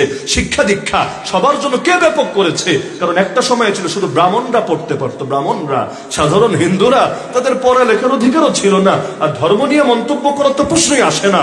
এই দেশে শিক্ষাকে ব্যাপক করেছে মুসলমানরা, জাতপাত প্রথাকে দূর করেছে মুসলমানরা। কিন্তু দেখেন, এটাকে পর্যন্ত স্বীকার করে নাই। বাচ্চাদেরকে শেখাচ্ছে নবম শ্রেণীর ইতিহাস ও সামাজিক বিজ্ঞান বই, পৃষ্ঠা নম্বর 118। একটা বাক্য শুনলেই বুঝবেন, রাষ্ট্র ব্যবস্থায় গণতান্ত্রিক মূল্যবোধের বিকাশ, ব্যক্তি স্বাতন্ত্র্যের প্রসার এবং উদারনৈতিক দৃষ্টিভঙ্গির কারণে এই অঞ্চল থেকে বৈষম্য দূর হয়েছে। আধুনিক গণতন্ত্র দেশে কবে ঢুকেছে? ব্রিটিশরা ক্ষমতা দখলের পরে। কিন্তু বৈষম্য তো এর আগ থেকেই দূর হওয়ার সিলসিলা শুরু হয়েছে। তখন কোন গণতন্ত্রের মূলায় সেই অঞ্চল থেকে বৈষম্য দূর করেছে? কিন্তু ইসলাম যে বৈষম্য দূর করেছে এটা বলবে না। আইনে জন্মে জব আ গায়া ওক্তে নামাজ, एक ही सब में खड़े हो गए महमूद आयाज। দেখেন না নামাজের কাতারে যদি আগপিছ করে দাঁড়ায়, আরে নামাজই তো হুমকির মুখে পড়ে যায়। সাউ সুফুফাকুম আও লা ইখালিফান্নাল্লাহু বাইনা উজুহিকুম, হয়তো কাতার সোজা করবা, না হলে আল্লাহ বিভক্তি তৈরি করে দিবেন তোমাদের মাঝে। এমনকি ইংরেজ শাসনের অবসান নিয়ে আলোচনা করেছে, যে ইংরেজ শাসনের অবসান কিভাবে হয়েছে। একভাবে বুঝিয়েছে যে প্রচলিত রাজনীতির দ্বারা, মুসলিম লীগ এবং কংগ্রেস আরো বিভিন্ন দলের দ্বারা। আর একটা বুঝিয়েছে বিভিন্ন স্বাধীনতাকামী বিপ্লবীদের যুদ্ধ আর সংগ্রামের দ্বারা। এদের নামগুলো লিখতে গিয়ে বিপ্লবী সশস্ত্র আন্দোলনের সংগঠকদের মধ্যে ক্ষুদিরাম, অরবিন্দ ঘোষ, প্রফুল্ল চাকি, মাস্টারদা সূর্য সেন, প্রীতিলতা অদ্দেদারের নাম বিশেষভাবে উল্লেখযোগ্য। আর শাইখুল হিন্দের নাম উল্লেখযোগ্য না। শাইখুল আরবিউল আজম হুসাইন আহমদ মাদানির নাম উল্লেখযোগ্য না। কাসিমুল উলুম আল খায়রাত কাসেম নানতবির নাম উল্লেখযোগ্য না। রশিদ আহমদ গাঙ্গোহির নাম উল্লেখযোগ্য না। আরে আমাদের কোন আলেমের কোন কুরবানি উল্লেখযোগ্য না। আর খালি যারা সনাতনী ধর্মাবলম্বী তাদের নামটাই উল্লেখযোগ্য। কারে খুশি করতে চায় এগুলো দিয়ে? ডাল মে কুছ কালা তো জরুর হ্যায়। না হলে এভাবে ইতিহাস কিভাবে বিকৃত করে? আর এই দেশের প্রতিটা মানুষ জানে। রিমান্ডে পর্যন্ত আমাদের বহুত আলেমদেরকে গিয়েও তাদেরকে এটা বলেছে, আরে এই অঞ্চল তো স্বাধীন আপনারাই করেছিলেন, আপনাদের কোরবানির বদৌলতেই তো আর এই অঞ্চল থেকে ব্রিটিশরা বিতাড়িত হয়েছিল। এটা কে না জানে? কিন্তু পুরো বাস্তবতাকে অস্বীকার করা হয়েছে নাকি হয় নাই? তাহলে আমাদের বাচ্চাদেরকে কিভাবে কি সবক দিচ্ছে? এটা হলো নবম শ্রেণীর ইতিহাস ও সামাজিক বিজ্ঞান বই 110 নম্বর পৃষ্ঠা। আর সবচাইতে মজা আমার কাছে লেগেছে ইতিহাস আর সামাজিক বিজ্ঞান বইয়ের 105 নম্বর পৃষ্ঠা। আমি আর রেফারেন্সটা আনছি না যেহেতু সময় ফুরিয়ে এসেছে। ব্রিটিশের গুণগান কিভাবে গাওয়া হয়েছে, একটা জায়গায় শিরোনামই দেওয়া হয়েছে ব্রিটিশ শাসনের কিছু ভালো দিক। ভাবতে পারেন, ব্রিটিশ শাসনের কিছু ভালো দিক। আমি যদি প্রশ্ন করি পাকিস্তানি শাসনের কিছু দিক, ভালো দিক বলো তো? কারণ কোন মানুষেরই 100% জিনিস খারাপ হয় না, টুকটাক ভালো তো থাকেই। আমি যদি বলি এই ছেলেরা পাকিস্তানি শাসনের কিছু ভালো দিক বলো তো, আমাকে স্বাধীনতা বিরোধী, আল বদর, আল শামস, রাজাকার এই টাইপের গালি দেবে নাকি দেবে না? নিঃসন্দেহে দেবে। কিন্তু ব্রিটিশ শাসনের কিছু ভালো দিক, এটা আমাদেরকে শেখাচ্ছে। আর ভালো দিক বলতে গিয়ে ইসলামকে পদে পদে পচানো হয়েছে। একটা বাক্য শুনলে বুঝবেন, ধীরে ধীরে মানুষের মধ্যে পাশ্চাত্য ধারার শিক্ষার বিস্তার ঘটে। কতিপয় দেশীয় এবং ইউরোপীয় সমাজ সংস্কারক কুসংস্কার ও গোলামি মুক্ত নতুন সমাজ নির্মাণে ব্রত হয়। তার মানে ব্রিটিশরা আইসা মুজাদ্দিদ হয়ে বাংলাদেশের কুসংস্কার দূর করেছে। আহা কি ফজিলত! আরে ওই ব্রিটিশরা যে চলে গেছে, ওরা যে জিনাগুলো করেছিল না, ধর্ষণ তো করেছিল, এটাই তো বাস্তবতা। ওই বাচ্চাগুলো কোথায় হারিয়ে গেল? সবাই তো প্যাকেট করে করে ব্রিটেনে নিয়ে যায় নাই? আমার কেন জানি সন্দেহ জাগে ওই বাচ্চাগুলোই মনে হয় মালগুলা। না হলে এতকাল পরে সে আর ব্রিটিশটা আমাদের দুশ্মন, এটা কে না জানে? কিন্তু এখনো পর্যন্ত ব্রিটিশের উত্তমতার সবক আমাদের সামনে গায়। আর শরীফার গল্প মনে নাই? এটা নিয়ে তো গত বছর প্রতিবাদ হয়েছে। গত বছর এটাকে খাইয়েছে ট্রান্সজেন্ডার নামে, এই বছর একই জিনিস। মানে ওই নতুন প্যাকেটের মধ্যে ওই পুরান, নতুন প্যাকেটের মধ্যে পুরান মদ। তো এখন এভাবে এনে হাজির করেছে শরীফার গল্প। পুরোটা আমি বলবো না, আপনারা নিজেরাই বই থেকে দেখে নিন। 7ম শ্রেণীর ইতিহাস সামাজিক বিজ্ঞান বইয়ে কয়েকটা লাইন দেখেন, বাকিটা নিজেরাই সমাধান করতে পারবেন। শরীফার গল্প শুরু করেছে, ছোটবেলায় সবাই আমাকে ছেলে বলতো, কিন্তু আমি নিজে একসময় বুঝলাম আমার শরীরটা ছেলেদের মতো হলেও আমি মনে মনে একজন মেয়ে। শরীর ছেলেদের মতো কিন্তু মনে মনে মেয়ে, এটাকে হিজরা বলে না ট্রান্সজেন্ডার বলে? কারণ হিজরারও তো কামেল লোক, মাশাআল্লাহ কামেল লোক বুঝেন, পুরুষের আছে একটা, মহিলারও আছে একটা, হিজরাদের মাশাআল্লাহ আছে 2টা। হিজরা কিন্তু তারাই বলে, কিতাবুল খুনসা খুলেন, খুনসা সংজ্ঞা কি, যার 2টাই আছে। কিন্তু 2টা থাকলেও কোনোটাই কামেন না। ও না হতে পারে আব্বা, না হতে পারে আম্মা, জিনিস তো আছে 2টা, কিন্তু কোনোটাই কামেন না। এই যুগের সেকুলার মুসলমানদের মতো আর কি, একদিকে সেকুলারও আর একদিকে নাকি মুসলমানও, কেমনে সম্ভব? তো এই কামেল হিজরা আর কি, মাল তো আছে 2টাই, কিন্তু কোনোটাই কামেন না।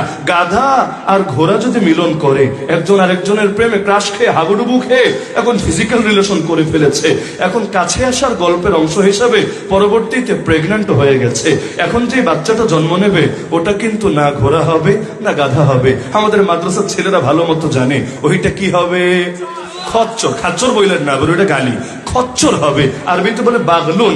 তাহলে গাধা আর ঘোড়া মিলে যেটা হয়েছে, না হতে পেরেছে ঘোড়া, না হতে পেরেছে গাধা। উট পাখিরে বলে তুই মাল নে, বলে আমি তো পাখি, আমি মাল নিব কিভাবে? বলে তাহলে ওর ডানা মেলে মেলে আকাশে, বলে আমি তো উট, আমি ডানা মেলে মেলে আকাশে উড়বো কিভাবে? না ঘাড়কা না ঘাটকা। না হতে পেরেছে কামেল মুসলমান, না হতে পেরেছে কামেল কাফের। তো এখন শরীফার গল্প খাওয়াচ্ছে কেমনে? যে লোকে আমারে ভাবতো ছেলে, কিন্তু ছেলের দেহে আটকে পড়া সে হলো মেয়ে। আমি মেয়েদের মতো পোশাক পরতে ভালোবাসতাম, কি শখ, কিন্তু বাড়ির কেউ আমাকে পছন্দের পোশাক কিনে দিতে রাজি হতো না। বোনদের সাজবার জিনিস দিয়ে লুকিয়ে লুকিয়ে সাজতাম, ধরা পড়লে বকাঝকা, এমনকি মারও জুটত কপালে। মেয়েদের সঙ্গে খেলতেই আমার বেশি ইচ্ছা করত। খেলতে তো ইচ্ছে করবেই, স্বাভাবিক, কিন্তু মেয়েরা আমাকে খেলায় নিতে চাইতো না। ছেলেদের সঙ্গে খেলতে গেলেও তারা আমার কথাবার্তা চালচলন নিয়ে হাসাহাসি করত। স্কুলে সবাই পাড়াপড়শি, এমনকি বাড়ির লোকজন আমাকে ভীষণ অবহেলা করত। তো যাই হোক, বলতে বলতে লাস্টে গিয়ে লিখেছে আমি হলাম তৃতীয় লিঙ্গ। কেমনে? এটা কেমনে সম্ভব রে ভাই? হিজরা তো ভিন্ন জিনিস আর তৃতীয় লিঙ্গ ভিন্ন জিনিস। তৃতীয় লিঙ্গের সঙ্গে তো আমি দিলামই, ওদের দুইটা আছে। হিজরা রাস্তায় তালি বাজায় বাজায়া যারা আপনাদের থেকে চাঁদা কালেকশন করে, ওদের তো দুইটাই আছে। ট্রান্সজেন্ডার দেখে দুইটা আছে নাকি? ট্রান্সজেন্ডার কয়েক ভাবে হয়, একটা হলো হরমোন পরিবর্তন করে, আর একটা হলো সার্জারি করে। সার্জারি মানে কি? আগে ছিল মেশিন গান, এখন দিয়ে দেবে নতুন করে কূপ খনন করে, ব্যাস হয়ে গেল। এখন সে এক জাতি থেকে আরেক জাতিতে। আমাদের সাইমুম সাদি ভাই ট্রান্সজেন্ডারের সুন্দর সঙ্গে আবিষ্কার করেছেন, উপরে সালোয়ার ভিতরে তলোয়ার, তার নাম ট্রান্সজেন্ডার। তো যাই হোক, এখন ট্রান্সজেন্ডার কারে বলে আর হিজরা কারে বলে? এখন পাবলিক রে কোন বোতল দিয়ে কোন জিনিস খাওয়াচ্ছে? আবার কামেল উদাহরণ দিয়েছে, কারণ মডেল সামনে না থাকলে লোকে অনুসরণ করবে কিভাবে? আপনারা এই সপ্তম শ্রেণীর ইতিহাসে সামাজিক বিজ্ঞান বইয়ে 40 নম্বর পৃষ্ঠা দেখেন, 4 জনের ছবি দিয়েছে। একজন হলো জনাব নজরুল ইসলাম ঋতু, ওই যে চেয়ারম্যান হয়েছে ইউনিয়ন পরিষদের।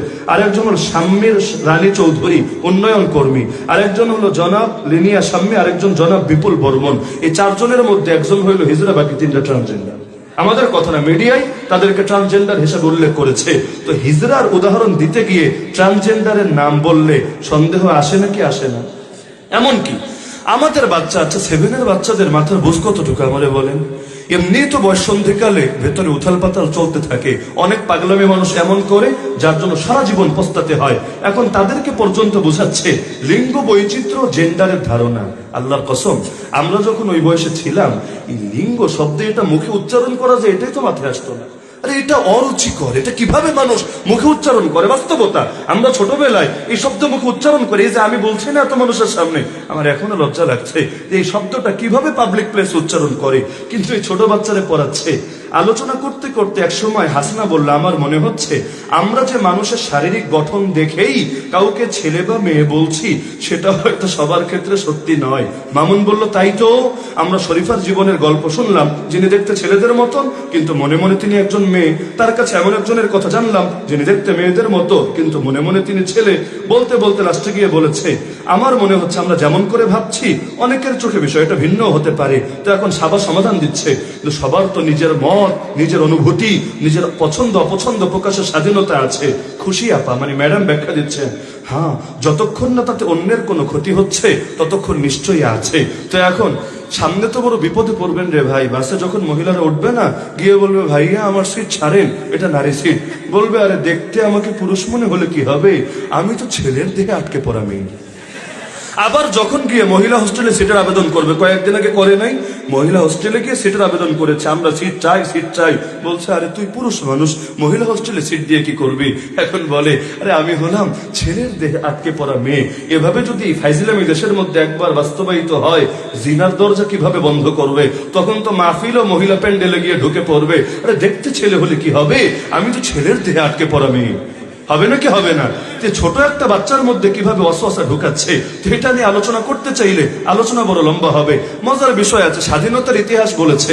তো স্বাধীনতার ইতিহাস তো 71 সালে না 2024 সালে। তো স্বাধীনতার ইতিহাস বলতে গিয়ে 8ম শ্রেণীর ইতিহাসে সামাজিক বিজ্ঞান বইয়ে ছবি দিয়েছে ছায়ানট আর রমনা বটমূলের ছবি।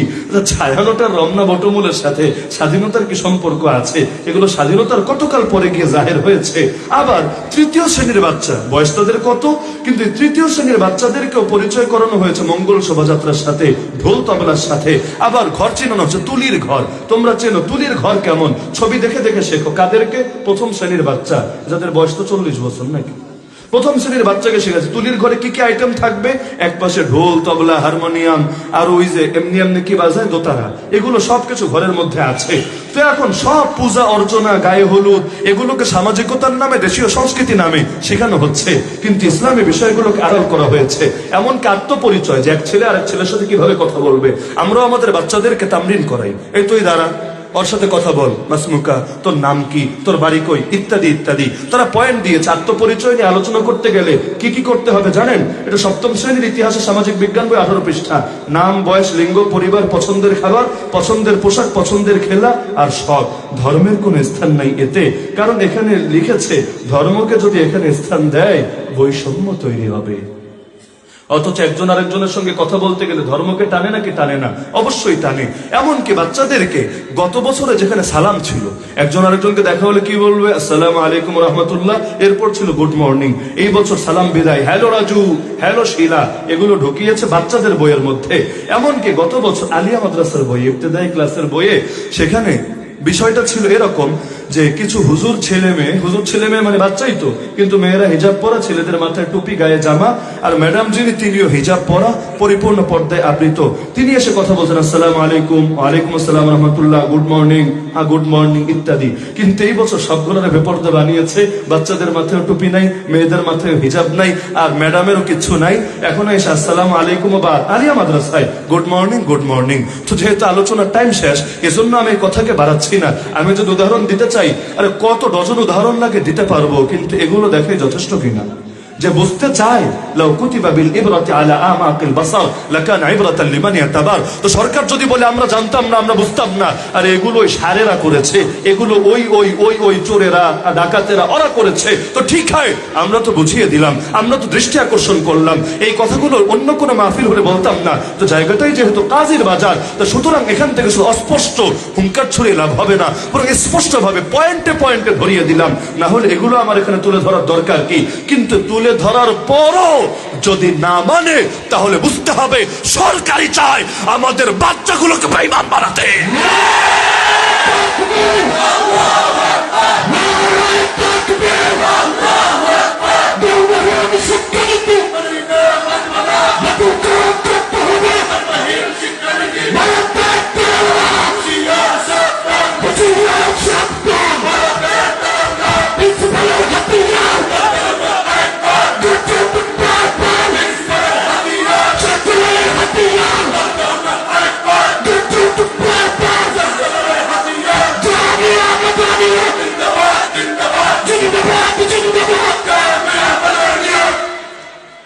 সুতরাং কারো সাথে আমাদের ব্যক্তিগত বৈরিতা নাই, দুশ্মনী নাই।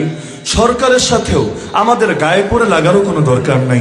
আলেম ওলামারা দিন যদি ঠিক থাকে, তাদের অন্য কিছু নিয়ে মাথা ব্যথা থাকার কারণ নাই। কিন্তু গায়ে পড়ে এসে যদি কেউ বাধায়, বসে থাকারও কোনো সুযোগ নাই।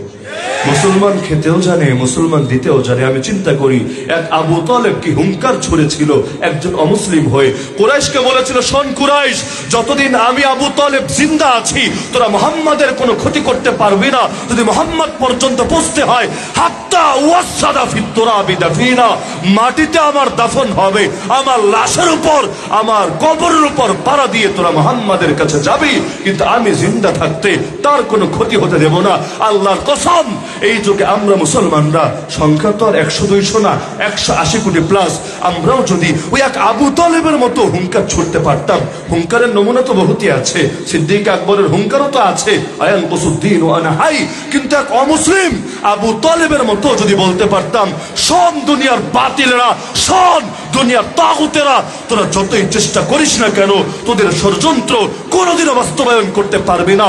যতদিন একজন মুসলমান দুনিয়াতে জিন্দা থাকবে, 180 কোটি তো দূর কি বাত, যতদিন একজন মুসলমান জিন্দা থাকবে, তার ধমনীতে রক্ত প্রবাহিত থাকবে, তার ভেতরে প্রাণের স্পন্দন থাকবে, ততদিন তোদের কুফরি এজেন্ডা কিছুতেই বাস্তবায়িত হবে না। ততদিন তোরা বাবরি মসজিদকে যেভাবে রাম মন্দির বানিয়েছিস, আমাদের প্রথম কেবলা আল আকসাকে কিছুতেই থার্ড থার্ড টেম্পল বা সুলাইমানি মন্দির বানাতে পারবে না। বাংলাদেশের মতো সংখ্যাগরিষ্ঠ মুসলিম দেশে তোদের পশ্চিমা বিশ্বের এই নব্য জাহেলিয়াত কিছুতেই চাপিয়ে দিতে পারবে না। জান দেওয়া লাগলে জান দেব, মাল দেওয়া লাগলে মাল দেব। আরে প্রয়োজনে আমার স্ত্রী বিধবা হবে, আমার মায়ের কোল খালি হবে, আমার বাপের চোখ থেকে অশ্রু ঝরবে, আমার সন্তান এতিম হবে, প্রয়োজনে সর্বস্ব কোরবান করব। কিন্তু আল্লাহর কসম, আল্লাহর কসম, আল্লাহর কসম, যতদিন আমরা জিন্দা থাকবো ইসলামকে কিছুতেই মুর্দা হতে দেব না। ইসলাম রক্ষার জন্য প্রয়োজনে জান দেব, কিন্তু কোনো কিছুর বিনিময়ে ইসলামকে মরতে দেব না, দেব না, দেব না।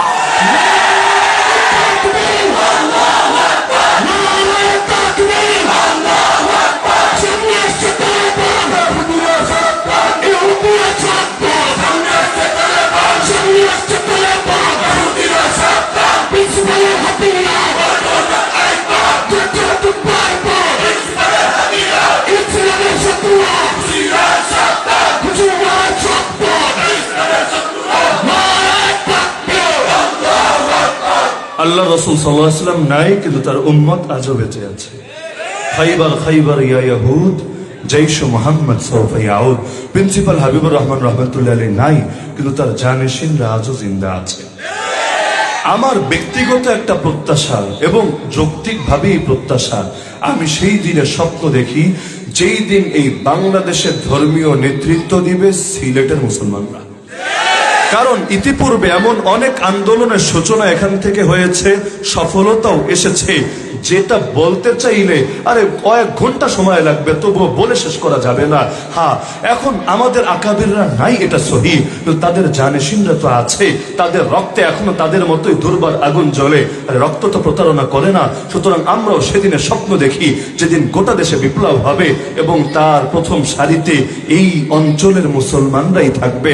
শাহজালালের হাতিয়ার, প্রিন্সিপালের হাতিয়ার এত সহজে থামবে না, থামতে পারে না। ইতিপূর্বে আপনারা দেখেছেন এই চুক্তিবাদী বিরোধী যে আন্দোলন, পুরো আলহামদুলিল্লাহ ইতিমধ্যে চুক্তিবাদীরা কোন ভাষা, এটা যারা মাঠে ময়দানে নাই তারা বুঝবেন না।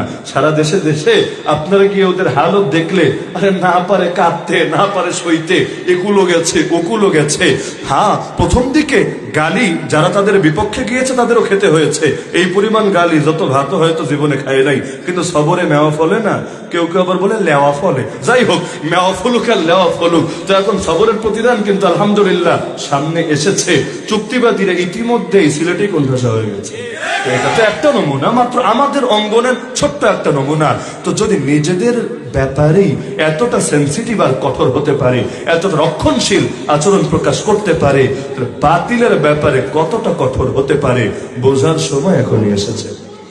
সুতরাং দমে যাবেন না, থেমে যাবেন না। আপনাদেরকে আগামী পৃথিবীর হাল ধরতে হবে। ময়দানে সৈনিক বহুত থাকে, সেনাপতি কম থাকে, কিন্তু সেনাপতি ছাড়া লড়াই হয় না। সৈনিক দিয়ে ভরে গেল বিজয় আসে না। আর 1757 সেই পলাশির আম্রকাননে, আম বাগানে সেই যুদ্ধে সমস্যা কোথায় ছিল? সৈনিকের কমতি ছিল না, অস্ত্রেরও কমতি ছিল না, কিন্তু সেনাপতি বিক্রি হয়ে গিয়েছিল। তাই নিশ্চিত জয়ের জায়গায় পরাজয় নেমে এসেছিল। সুতরাং সেনাপতির ভূমিকায় ময়দানে নামতে শাহজালালের উত্তরসূরিরা প্রস্তুত আছে তো ইনশাআল্লাহ। এজন্য শুরুতে আমি খুতবায় পড়েছি, নাহনুল্লাযীনা বায়াউ মুহাম্মাদা আলাল জিহাদি মা বাকিনা আবাদা ফানা ফিল্লাহ কি তেহ মে बका का राज मुज़मर है, जिसे मरना नहीं आता उसे जीना नहीं आता, वमा अलैना इल्लल बलागुल मुबीन व आखिरु दावाना अनिल हम्दुलिल्लाहि रब्बिल आलामीन। সবাই দরুদ শরীফ পাঠ করে মুখতাসার মুনাজাত হয়ে যাবে।